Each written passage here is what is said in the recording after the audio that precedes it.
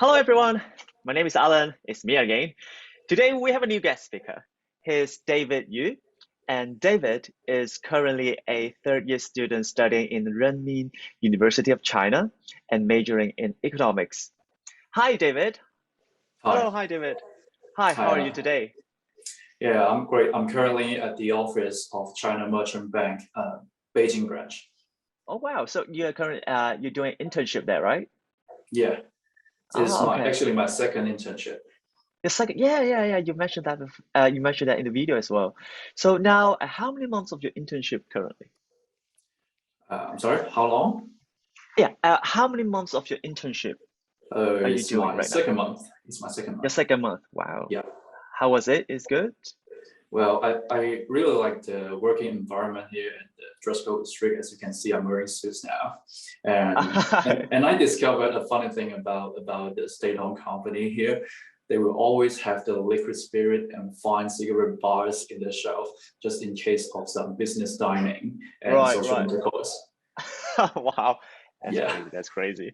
So so Maltai will be Yes, always exactly. always somewhere there.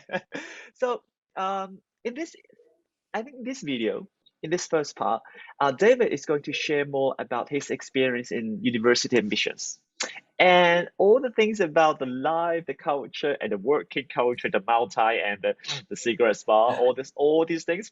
We will discuss that in our second video. So now let's firstly talk about David. How do you do the admissions to university in mainland, um, which is a little bit different from the students who want like to study overseas. Because Yes. it's the overseas part, we go to England, you go to US, we go to Australia.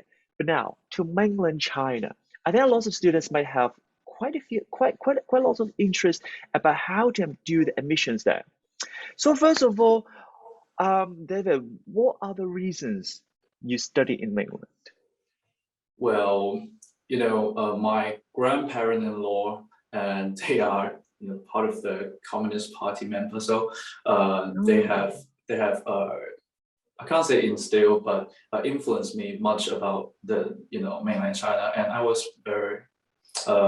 was educated in Guangzhou since my secondary in international school. And mm, so it's very natural for me to study in mainland, to apply for mainland university.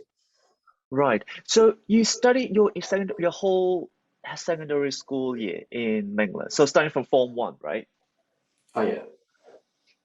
So okay, got it. So at that time, do you know much about the mainland culture? Um, yeah, I guess, Yeah. my family is very familiar with it, and Yeah. I'm basically living in the mainland culture environment. Okay. But you study your primary school in Hong Kong, right? Yeah. Okay. So about your learning culture in this international school in mainland, how was it?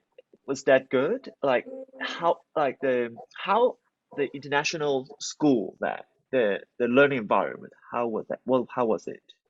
Well, it's very light, and actually, they have a special, separate class for Mm. students from Hong Kong, Macau, Taiwan, and foreigners, and they would Oh, have another like international part for students who want to apply for universities from overseas. So oh, from the start, I went to the class for us Hong Kong people, and the education we take that is quite the same as the mainland people, but oh, because the course setting and the exam is a little bit different from the mainland Gaokao, so oh. they will adjust a little bit about the course, and so we will have different things, but mostly the same, I would say. At the end of the secondary school year, how you have tried to apply for different schools and subjects, right? What other subjects and schools have you tried to apply for? When it last came to filling out the application form, Right. actually we have 10 schools, and for each school you can fill out six uh, major. So I was wondering, oh my God, how am I going to fill out all of them in a good order that is, because it affects my future. Right. So I have to turn to my parents and some teachers in the school. And finally, I think, okay, economic, right? And I can do some sociology things later or linguistics in my free time. I'll need to make it my major. So I think economic or something like finance. Yeah. Okay. So you mainly do the admissions for the business side. Yeah. All right. Okay.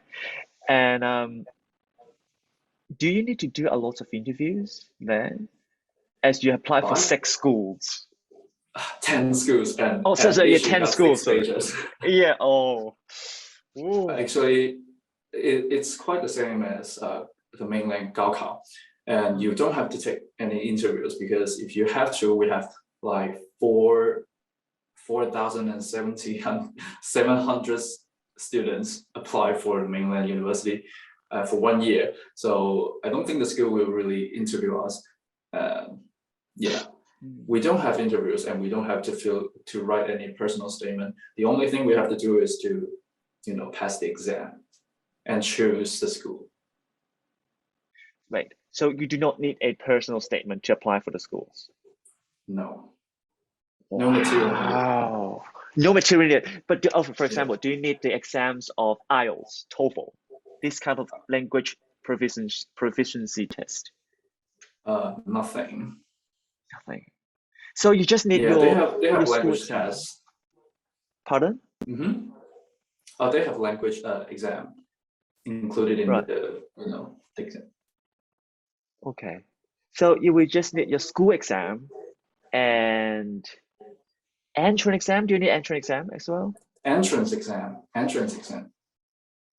Okay. Then I believe that entrance exam will be really difficult. Yeah. Yeah, but you can handle that. But sorry, for the entrance exam, how many subjects do you need to do? You can choose between like 4. You choose between you pick 2 out of 4, and basically there's physics. I forgot that. Physics and biology. Oh no, chemistry. We don't have biology. Right. And geometry and history. And geometry. Yeah. You mean sorry? Do you mean geography? Geography. Okay. Cool. Okay. Yeah, and we have 3 mandatory exam course for Chinese, English, and mathematics. Oh. And they are called the entrance exam. And the entrance exam is set for the last year of your school, right? Yeah. And you do not need to have your separate school exams anymore. You just have one entrance exam. Yes. So it won't decide your life. Whoa, that is really stressful. Yeah. Okay. So at that time, do you need to take a initiative to discuss your interests, to discuss your career path with the school, with your secondary school? Well, teachers might ask you some questions, but it's not that formal. They just casually are asking, "Hey, David, which school do you want to apply for? What do you want to do in the future?" Right. But then if you want to, for example, if you want to apply for the Tsinghua University or the Beijing University, you will need the reference letter, right, from the principal. Well, there's actually 3 different ways to apply for the mainland university. The one I take, the joint exam, for Hong Kong people, you don't get to apply for Tsinghua University. Yeah. And for the rest of the schools, you don't need any materials, even you're applying for Beijing University. And the second one is the unconditional offer. which is given by the principal from Hong Kong high school, and is on and you don't get to pick, you get picked by the principal. And usually it's Tsinghua University and Peking University. They go to Hong Kong and pick some school and talk to the principal, say, hey, give me some students. So they will choose and tell Tsinghua and Beijing, and then the offer is settled. Right. And the last one is DSE, the common way. Right. So what I just heard that is you mainly you do the admissions mainly focus on your academic grades. So all the activities that you had in the school, like the extracurricular activities, the roles of the association you participated in the secondary school would not be that counted highly, right? They will not be taken into account when it comes to the entrance exam. Yeah. Okay. But if I'm a student from Hong Kong, a DSE student, will these be considered, or still mainly the grades? I'm not sure, but if you want to get picked by the principal, you have to. Okay. But if I'm not going to the Tsinghua University or the Beijing University, I want to go to others university, will my Hong Kong school activities will be taken into account? Additionally, but mainly your score. The score. Okay. Wow, studies is so stressful. So okay, so you apply for the mainly the business related subjects, and you apply with your grades, the school grades mainly. And how long does it take for you to wait for the results being admitted? We took the exam at May, and we get the result at the end of June or at the start of July, and we have around 1 week to fill out our application form. Okay, just 1 week to fill out application form. Okay, and do you actually still also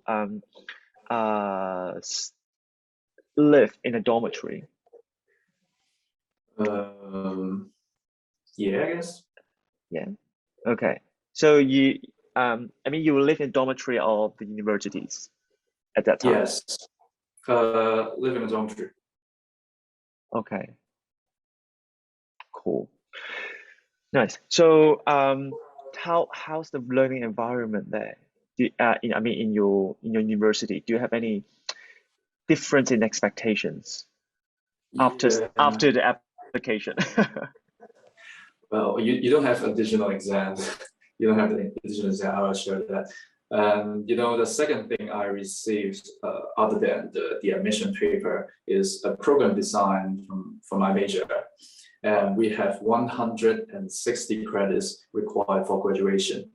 So the average for each term is 20, not considering that you have to take internship, voluntary work, student work, some level of academic research, and finish bachelor degree thesis. So it's really tough.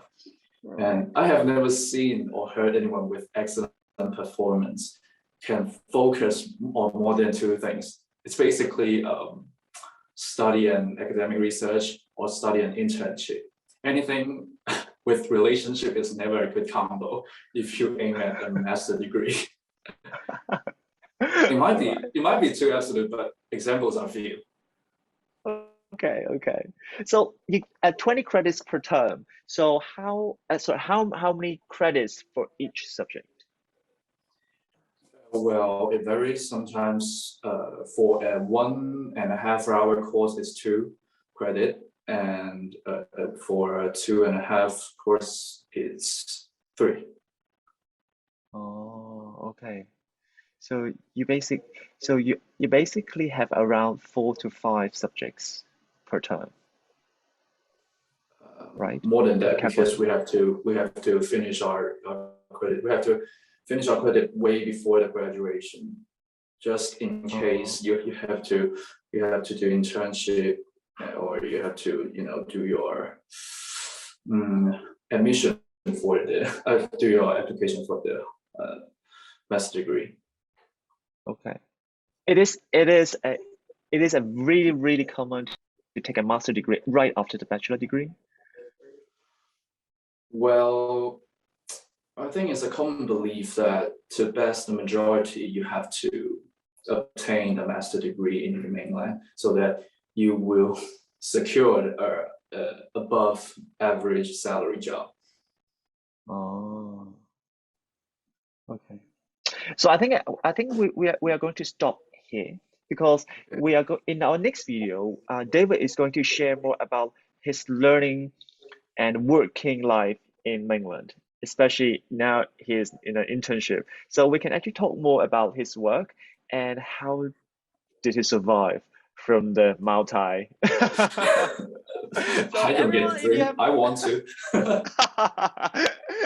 cool. So let's let David share more about his experience in the next episode. And if you have any questions about the studies in mainland, please leave your message down there and we got someone to reply you. So thank you, David. I will see you next time. Thank you. Bye bye.